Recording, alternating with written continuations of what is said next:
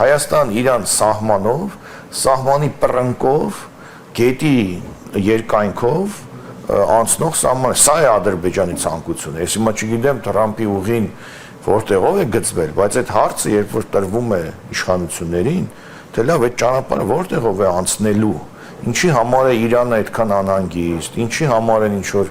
ձևակերպումներ, որ այն լինելու է Հայաստանի ինքնիշխանության ներքո, այսինքն ինչու է այդ հարցը ընդհանրապես ծագում պետք է լինի Հայաստանի ինքնիշխանության ներքո, թե չէ։ Այսինքն այնքան հարցեր են այստեղ ի հայտ գալիս, որ անմիջապես օբյեկտիվ կասկած են առաջացնում, որ դա սովորական ճանապարհ չէ,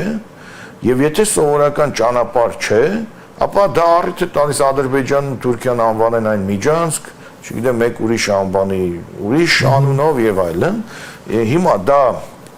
հիմա ձեր հարցին գամ, տեղավորվում է թուրք-ադրբեջանական ծրագրերում, միանշանակ։